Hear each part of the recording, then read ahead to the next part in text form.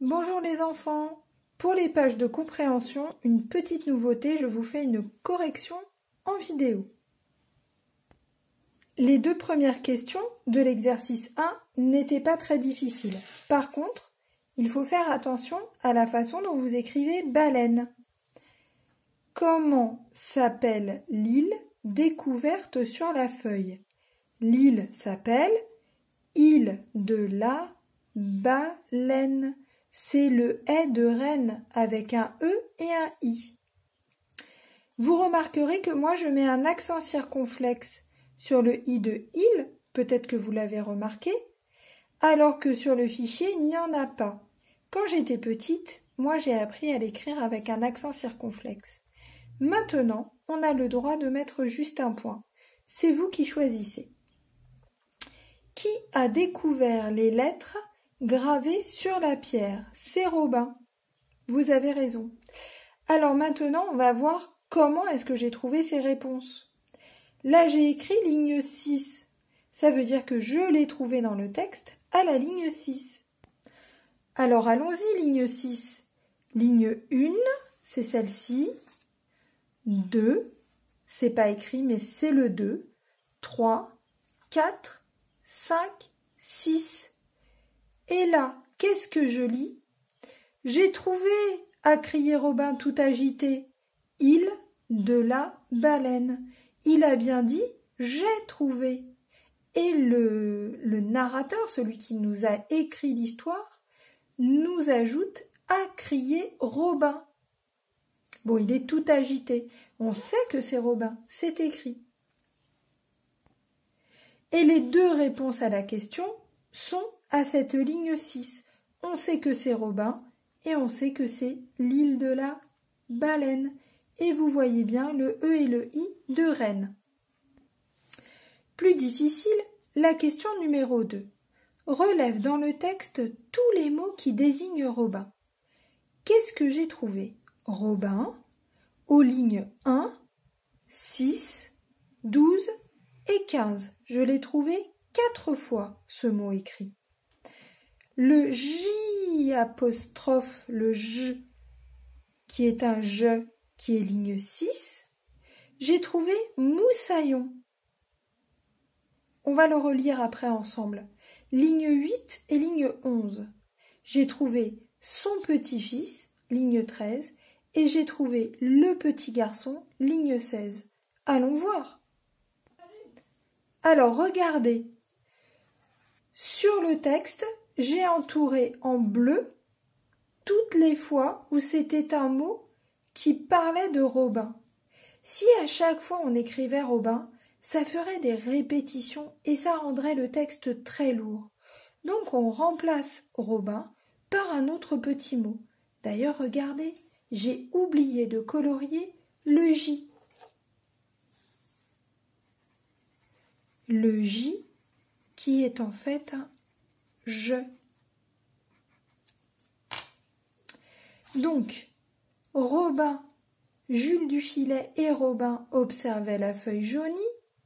J'ai trouvé, a crié Robin. Bravo, moussaillon, a dit le vieux Jules. Un moussaillon, je ne sais pas si je vous avais expliqué ce mot, c'est un petit mousse. Et un mousse, c'est un apprenti navigateur, c'est un apprenti marin. C'est quelqu'un qui apprend à devenir marin. Alors un moussaillon, c'est encore en dessous du mousse. Il apprend à apprendre. Là, encore une fois, à ton avis, moussaillon, que signifie ce point noir sur la carte? C'est le grand-père qui parle. Et à qui parle-t-il? Il ne peut parler qu'à Robin, puisque là, nous n'avons que 2 personnages. C'est la cachette d'un trésor, a répondu Robin. Le vieux pêcheur et son petit-fils. Donc le petit-fils, c'est qui? C'est Robin. Robin s'est accroupi et l'a regardé attentivement. C'est encore Robin. Et le petit garçon y a découvert une date et des lettres gravées. Eh bien, qui est ce petit garçon? Eh oui, c'est Robin. Alors, page 115, l'exercice numéro 1. On vous demande de trouver à quoi renvoie ce petit mot « le » dans la phrase « il faut le déchiffrer. Et on vous dit où aller voir, on vous dit d'aller voir ligne 4. Donc il faut le faire. Allons voir ligne 4.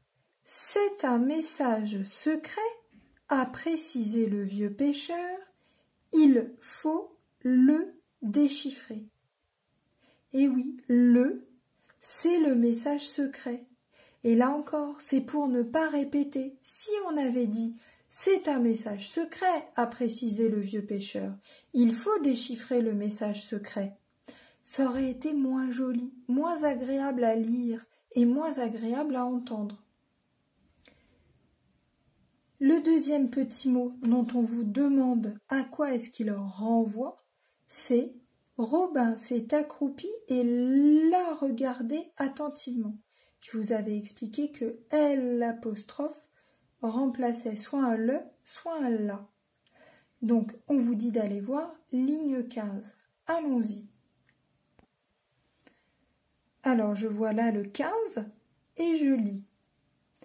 Robin s'est accroupi et l'a regardé attentivement. À l'abri des vagues, la pierre n'était pas usée. Et je vois aussi, ligne 14, bientôt ils ont trouvé une grosse pierre noire et ronde, et juste après, Robin s'est accroupi et l'a regardé attentivement. Donc on parle d'une pierre juste avant qu'ont trouvé le vieux pêcheur et son petit-fils, Robin et Jules. Robin s'accroupit et regarde quelque chose. Et juste après la phrase suivante, sur la même ligne, on parle de la pierre qui n'est pas usée. On parle de la pierre avant, on parle de la pierre après. Sur le dessin, vous voyez une pierre. Eh bien oui. Que regarde Robin attentivement? C'est bien la pierre. L'exercice 2 était moins difficile. Deux noms d'animaux qui ne veulent rien dire? À quoi ça sert? Eh oui, vous aviez raison. C'est Robin qui a dit ça. À ton avis, Moussaillon, que signifie ce point noir sur la carte? C'est bien le grand-père qui prononce cette phrase. Exercice 3. Mets une croix devant la phrase qui a le même sens que celle en bleu. Ça veut dire qu'il veut dire la même chose. Le vieux pêcheur et son petit-fils ont mis pied à terre. Ça ne veut pas dire le vieux pêcheur et son petit-fils sont descendus pieds nus. Regardez, ils ne sont pas pieds nus, on le voit sur l'illustration. Parfois on peut se tromper, mais rien ne nous dit qu'ils sont pieds nus. Ça veut dire le vieux pêcheur et son petit-fils sont descendus du bateau. Mettre pied à terre quand on est en bateau, c'est retourner sur la terre ferme. C'est comme ça qu'on appelle la terre par opposition à la mer. Le grand-père n'en croyait pas ses yeux. Le grand-père ne veut pas croire ce que lui disent ses yeux. Est-ce que ça veut dire le grand-père était très étonné par ce qu'il voyait? Oui, tout à fait. C'est cette petite case qu'il fallait cocher. Ça ne veut pas dire le grand-père avait du mal à voir. Si le grand-père avait du mal à voir, il porterait des lunettes, par exemple, et on nous l'aurait dit. Alors, pour les phrases, vous vous souvenez que j'ai utilisé des petites étiquettes? Je les ai bien tournées dans tous les sens, et j'ai trouvé cette phrase. Chaque soir, Jules rangeait ses filets de pêche. J'ai utilisé tous les mots, j'ai bien pensé à mettre une majuscule au début, j'ai rajouté une virgule parce que j'aime bien cette petite pause dans la lecture. Je ne dis pas chaque soir Jules rangeait ses filets de pêche, je dis chaque soir, 1, 2, 3, ça c'est dans ma tête, Jules rangeait ses filets de pêche. Et là je mets le point. Et puis, je n'ai pas trouvé de phrase très différente, mais je me suis dit, si on disait Jules rangeait ses filets de pêche chaque soir, ça a aussi du sens, ça fonctionne. Alors j'ai fait comme ça, ces deux phrases-là. Pour la deuxième phrase, il y avait les mots message, A, le A avec un accent, celui qui est comme je vais à la piscine, ou cette corde à sauter est à ma sœur, ou prête-moi ta brosse à dents. et on ne doit jamais prêter sa brosse à dents. Donc, message, a, un, bouteille, a. Alors ça, c'est le verbe a quand j'ai quelque chose. Il a une corde à sauter. Il a une toupie. Donc, message A, 1, bouteille, A, trouvé Jules, 2, l'intérieur, là. Alors, j'ai fait des petites étiquettes. J'ai tourné mes petites étiquettes dans tous les sens en me disant que quel est le mot qui dit ce qu'on fait? Eh bien, moi, je trouve que le mot qui dit ce qu'on fait, c'est celui-là. On appelle ça un verbe, mais vous verrez ça l'année prochaine. Donc, trouver. Et qui est-ce qui peut trouver quelque chose? Est-ce qu'une bouteille, ça peut trouver quelque chose? Non, une bouteille, ça peut être trouvé. Est-ce qu'un message, ça peut trouver quelque chose? Non plus. Donc, je me suis dit, le seul mot qui dit que quelqu'un pourrait trouver quelque chose, le seul mot qui désigne quelqu'un, c'est Jules. Donc, j'ai commencé ma phrase par Jules. Alors, Jules, trouver, ça ne voulait rien dire. Donc, j'ai trouvé le A là. Moi aussi, j'ai trouvé des choses. Donc, j'ai écrit « Jules a trouvé ». Et en m'aidant de ce dont je me souviens de l'histoire, je me suis dit qu'est-ce qu'il a trouvé, Jules?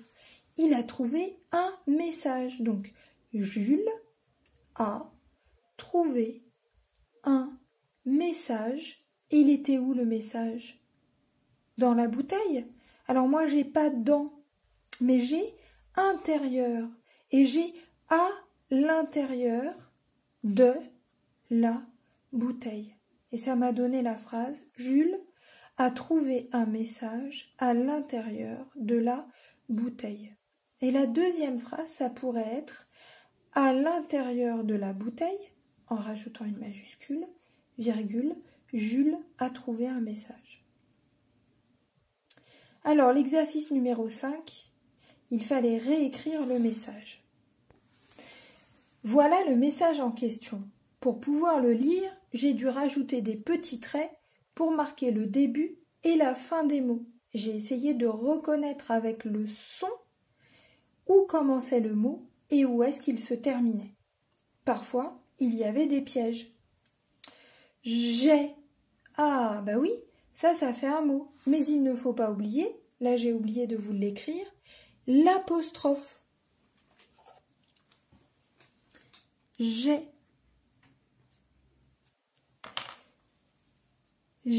fait. Là, je reconnais le « est » de « lait ».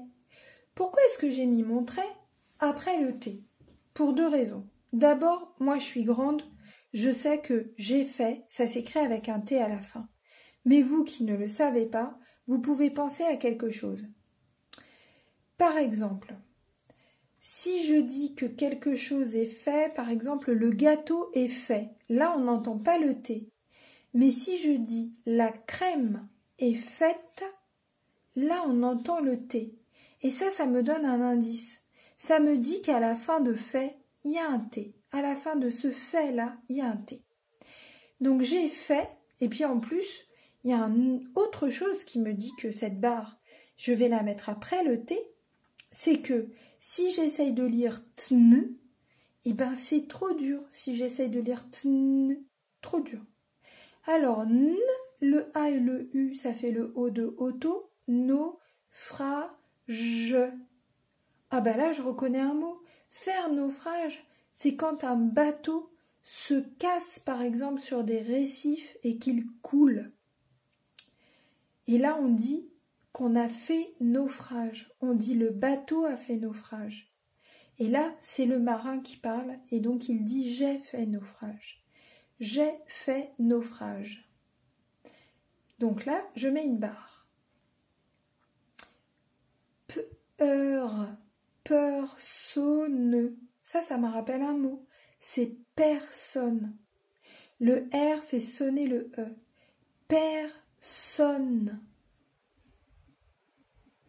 Personne. Ah non, personne, ça s'arrête au E.